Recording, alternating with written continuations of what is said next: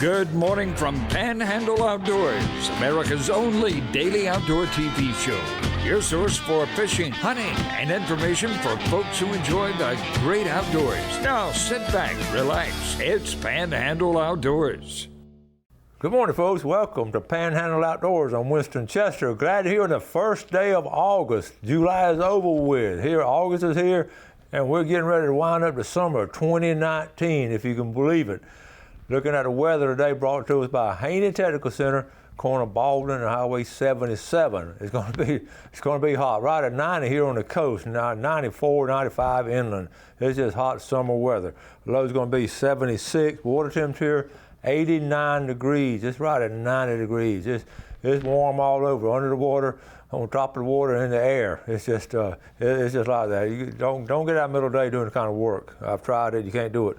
The river reading brought to us by Mountain Dew. Take it outside with Mountain Dew, and you really need 2 or 3 of them a day, as hot as it's been. Apalachicola Bluntstown 4.3. I've got some great reports from Apalachicola River system. The Choctaw at Caryville is 1.4. That's pretty low. It's going to start going upstream pretty soon if it gets much lower than that. Tide chart brought to us by Kent Forest Lawn. Looking at August the 1st, starting out the month, really strong tides. We have the low tide. Actually, it's going to be a high tide at 10:03. Now, stop and think about it. The tide's coming in all morning to about 10 o'clock. And then it's going to be steady and slow for about 30 to 40 minutes as it starts getting ready to go out. And really, you can just fish to about 10 o'clock and have a good morning if you get up there at daylight. So think about doing that. Our tide chart is brought to us by Kent Forest Lawn. Like I said, the low tide is going to be at 9:58 tonight.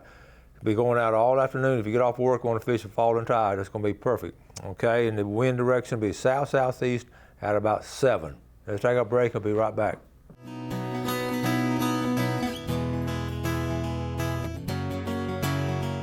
All right, welcome back. Glad you're with us on this Thursday morning, getting ready for a big weekend. It's going to be a warm weekend, but keep this in mind. If you're going to be outside, this buffs that you put on your face and all. Do that this time of year. Really, that sun's really high up there, especially between say 9 o'clock and 3 o'clock. I used to say between 10 and 2, but after talking to Dr. Sunseri, he recommends really between 9 and 3 that you really get protected right there. All right, let's talk. Don't forget now, a couple of things coming up. Tomorrow, I'll be leaving right after the show, headed to Caryville. We have that Sea Quarters tournament. We haven't talked a lot about it. I've been in and out a lot. We've really been on the road a lot the last week or two, so I haven't had a chance to really get the Sea Quarters folks up and talk about it. But if you can't fish it, then come down and come to the weigh-in Saturday afternoon and also Sunday afternoon. It's going to be a grand time. The captain's meeting will be tomorrow night. Great fellowship, great food, and folks, if you want to fish it, go. It's easy to get to. But like I say, we can show you some of the spots to fish, and it doesn't take some 40-something pounds should win the King Michael tournament. And it's going to be a lot of fun. I'll be fishing with my boys from Valdosta. We'll just have a wonderful time each year on this trip. So the Sea Quarters tournament, always the first weekend of August. And remember last year we handed a check to the Leukemia Research Foundation. It ended up over $1 million that's been given from that Sea Quarters fishing tournament there. So we're real proud of that, and we're going to just keep adding to it and keep having a good time down there doing something we enjoy doing and a good cause. So that's tomorrow. Okay, and also next Friday night now, the National Wild Turkey Federation will be having their annual meeting, banquet. It'll be there at First Methodist Church downtown. We've had Ken and Stan on talking about it. Just a reminder, if you like me, you just got to keep a calendar. We're in the process of keeping our calendar on our phones now, because I'm old school. I keep everything on my refrigerator, but when I'm on the road, I don't have it. So we're working on doing that because so much going on. Okay, let's look at some pictures. Which I always start off with all different kinds. This is fun to me. I hope you have a sense of humor early in the morning. Loading up, this looks like Home Depot or Lowe's. I bet it's going straight home. Just if you have to think about it, you won't get it, but just look at it and see. And I've seen people loading the trailers before if they haven't had a lot of experience doing it. Listen, the other night, loggerhead turtles hatched this is at Navarre. And they're starting to hatch now. Late summer, they'll hatch, and they'll be hatching for the next month or so. And that's always a thrill. See, little baby turtles heading for the water, and they got perilous journey right there once they get in there. Also, speaking out west of us, right here over at Orange Beach, is our neighbors over there at Orange Beach. One of their boats caught on fire, a charter boat called the Horsefly. All the passengers got off. The captain got off okay. He got in contact, and you can see a lot of other boats saw the smoke and all, went over there and rescued everybody. But I don't know the details. It's a 35-foot charter boat, so that's fascinating to me. You don't usually see that. Okay, now this over here, this is good right here. Community beach cleanup, put on by Pineapple Willie's. Let's go down to August the 3rd, this Saturday. Now what happens, you can clean it every Saturday. All the donations all goes to a certain cause, and this August the 3rd is going to go to the Panama City Marine Institute. Good folks down there, and all these are good causes, but if you get a chance to go to Pineapple Willie's, and it goes from like 9 to 10, okay, and it's only an hour or so, just walk along the way and clean it up. For each person that shows up, they donate $10 to that organization. So that's a good thing going on in the community out at Panama City Beach. So congratulations and thanks to Pineapple Willie's. Okay, Michelle Wilcox, the Wilcox family, they rent our Cape House, and they were down there last week, and they've caught some nice fish. And this is Michelle with a nice triple tail. The Wilcox family up at Defuniak Springs. And the trip before that, they caught a bunch of flounder. So it's some good fishing down there at Cape San Blas. All right, let's take a quick break and we'll be right back.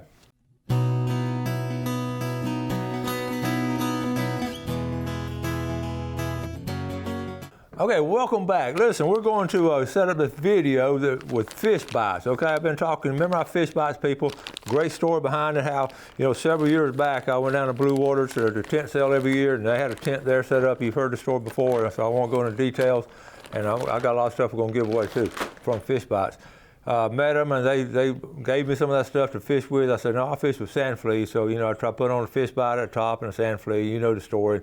I started catching all my pompano on fish bites. 9 out of 10 was caught. So I became an avid supporter and user of fish bites. And then I talked about it on the show, and it just spread. I really did.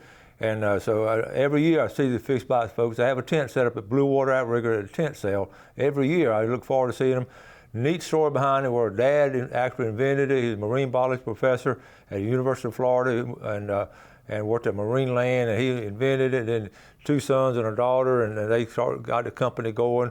So I told him each year, I said, I want to come down to the factory because they do it in St. Augustine. Well, guess what? Recently, Gail and I went down to the factory in St. Augustine. We had a chance to go down to visit my wonderful cousins, R.C. Mills, and his lovely wife, Lois, and over in Ponte Vedra, and got a chance to go down there to the plant and got to interview them on the spot. You know how Panhandle Outdoors, we just like to go to the source and talk to the people, get real things that are just pulling stuff off YouTube or whatever. We just like to go talk to them, and finally got to do it. Fascinating business. So we're gonna watch this video, then we got some stuff. They gave us some stuff to give away to the viewers. So let's watch this video, then we'll come back. So Jeff, let's roll it.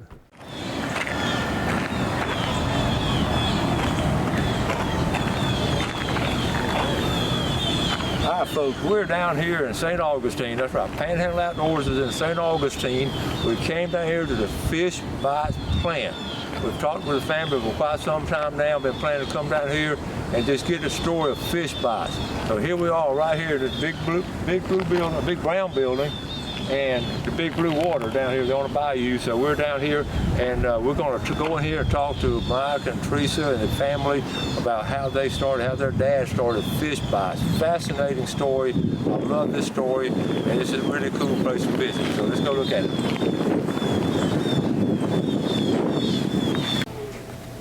Okay, folks, we're upstairs now with Mike Carr, and there are 3 of the kids now: Mike, Teresa, and Billy.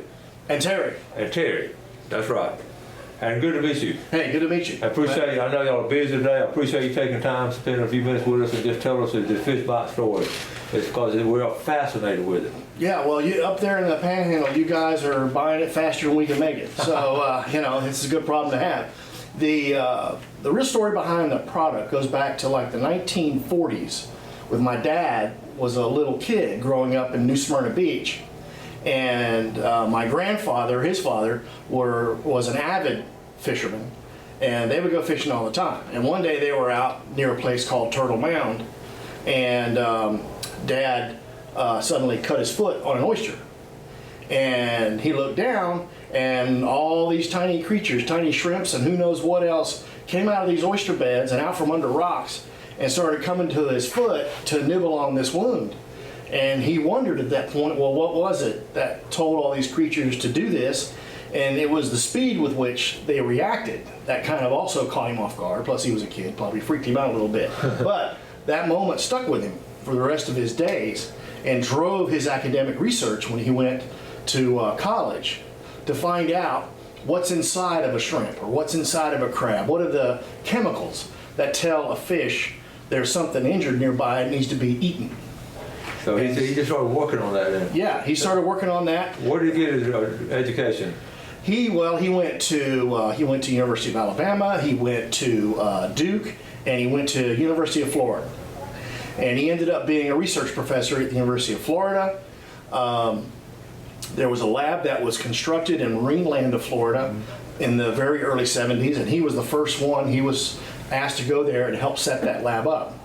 So for a while, he was kind of the only marine biologist in this entire lab, and he had a run of the place. Yeah. So he was able to do a lot of experiments all at one time because there wasn't anybody else trying to get into the wet lab and use any of the tanks. He had like 50, 55-gallon tanks in this room, and every one of them had a line going to it. So he was able to run numerous experiments simultaneously. So he just kept fooling around with it and just playing with it? Yeah, it's like anything. You just keep dialing it in and dialing it in and dialing it in. And finally you find the magic combination of things. And he was a marine professor this whole time then? Yes, yeah. At that point, yeah, he had gotten his PhD. Wow. And then, went and set up the lab. Dr. Bill Carr. And, y'all were living in where at that time? We moved from Gainesville to St. Augustine. Okay. All right. So we ended up, fast forward to 2000, this is where we set up the company, right here in St. Augustine. Everything, even though you're not going to see it, everything is made from the ground up right here in this building. There are no Chinese imports. We do it all by hand right here in this facility. And what was it, I know I saw where, started shrimp, then pinfish and all, and when he got all this stuff together, did he have that aha moment, or did he just kept on experimenting, or? Well, he was a scientist he took notes. He's got containers and containers full of notes of things he observed. Yeah. And so, it was kind of like he saw the math equation, so he knew this formula was going to work. But you don't know it's going to work until you make the stuff and put it in the water, and all of a sudden fish go crazy. It was just one of those rare times where theory met application immediately. Yeah, and then he had to come up with a gel and then how to keep it all. That was fascinating to me. Yeah. Well, that's where his experience as a fisherman kicked in. Okay. Was how to actually make it a bait that was consumer friendly. Because we just could have made a gel and you put it on your hook and it'd come right off. Yeah. So he started experimenting with different gel combinations, different kinds of, it's got that layer of cloth in the middle of it. What's the best cloth to use? What's the best? He went at it. So that's and what dived it all in. Yeah, that cloth in the middle, like a cheesecloth. Yes. And all, that kind of, but it's so strong, and that's the key to it. It just stays on there. Yeah, we've if you've ever been to our Facebook page, there are pictures of fish that have been hooked, and there's no gel left on the cloth. It's just the cloth. Yeah. So it's all the smell that gets the fish on. And but what there's all kind of cool things about this company. So here it is, the American entrepreneurship, the inventor, the inquisitiveness of a guy, a Florida guy with the fish, and he loved the fish, loved outdoors. But now y'all in the company, and the family is doing it. So tell us about the family, all the families in it. Well, back in I think it was 1999, we were all getting together, and I kind of had the idea, my dad has tried to do this bait thing a couple of times, and it was so poorly managed that it never really got off the ground. And it's like, we can do this. This thing will sell. I saw it start to sell. It just got cut off at the knees because of bad management with prior products. So, You know, I'm like, all we need to do is, you know, just make this stuff and stay humble and let it grow, and it's gonna take us places. And so all of us chipped in. We chipped in time. My sister and brother-in-law Terry, they left very good jobs and careers in Atlanta and came down here and worked for free, living with my mom and dad for 6 or 8 months. Wow. I mean, it's just you don't get much more America capitalism than this. I mean, you know, we all went in, put all the chips in to get this started. Yeah, that's awesome. And I mean, that does give me goosebumps just thinking about what y'all had to sacrifice so much and all, but y'all just kept pressing on.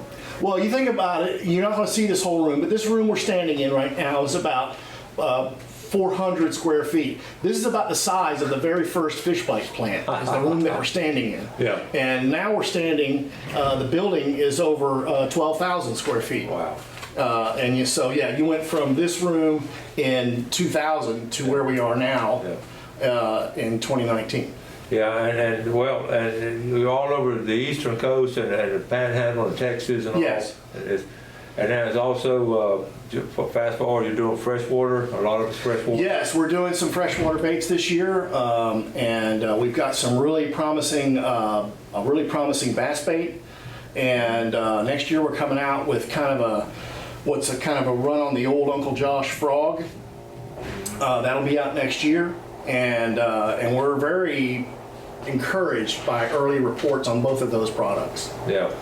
And if people, I know most of our viewers have tried it and all, but it's just something, our catfishermen are going to start putting it on their trot lines pretty soon. They already tell them about it. How do you feel about the future? What all holds about your company and all? Well, you know, it's kind of up to us. Yeah. You know, you can't just rest on your laurels because you'll start running out of laurels. Yeah. So you've got to just always keep moving forward. There are far more people that haven't even heard the name Fish Bites than have used Fish Bites. So there's a whole world out there waiting to discover us. How many people do y'all employ here? Roughly? We've got about 31 people now. No kidding. Yeah, 31 jobs. 31 people, and we run a shift and a half, 5 days a week, sometimes 6 days a week. And you manufacture everything right here? Everything's manufactured here. In St. Augustine? Yeah. That's cool.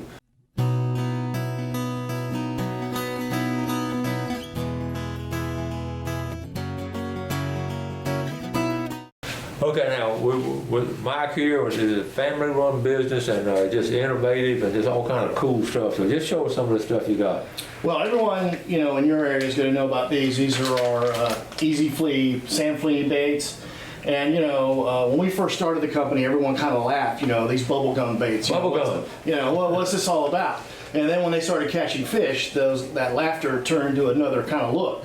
And so we've been playing around with a way to make a lure with our scents impregnated into them, figuring that if we can make a fish bite a piece of bubble gum, well, what do you think's going to happen when we put one of those on the hook? And this is our Fish Bites Fight Club baits. And they've been out just for a couple years. They're just still getting out into the market. And so you've got the scent and action that you're used to with the other baits, but now you've got it in this lure. And the other added advantage, like the baits that we currently make, is they're tough. And I mean, they're really tough. Yeah. You can give those a good little pull, and they put up with a lot of punishment. And we're really happy with the way these baits are acting in the market. You had asked me earlier about freshwater, and that's where these come in.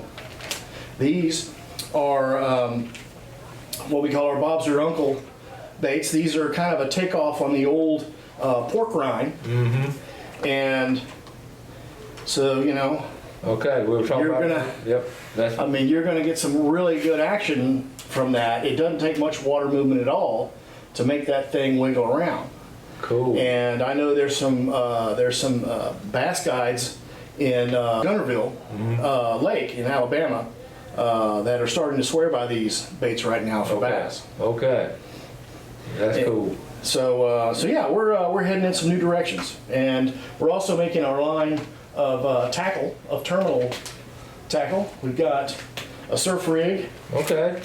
Very good. And we're also making our own jig heads for the Fight Club baits. Okay. So we're trying to cover all the bases. So you're doing all that here in this building? Well, some of this stuff's being done overseas because Okay. it's the only place that'll do it. You can't. Nobody in America really makes these anymore. Yeah. That's true. So we tied the surf rigs in house, but these are brought in overseas. Okay. Okay. Well, Mike, I appreciate it, buddy. Absolutely. And we're just excited for y'all and wish y'all the very best and thank you for your time. Absolutely. Thanks for having me. All right, buddy. Okay, this is the daughter Teresa. She did not want to come on the air. I begged her, and your husband works here. Yeah, he's the president, right? And your son, My son works here too. He handles our social media. sister-in-law. Sister-in-law is our office manager. Okay, tell the folks. This is so good. Tell the folks what you do in the course of the day. A little bit of everything. A little bit of everything. When you own a small business, you kind of pitch in where you can.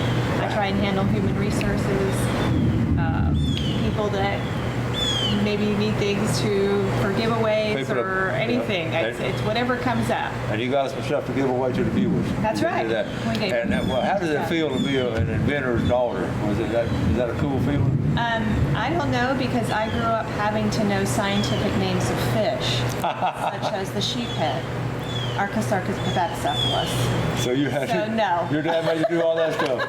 That's cool. Useless information, maybe. I don't know. Well, look where y'all ended up. I know, right? Yeah. It was all good. It's all good. Well, thank you so much. And thank you. Good luck, Appreciate y'all. it. Thank you.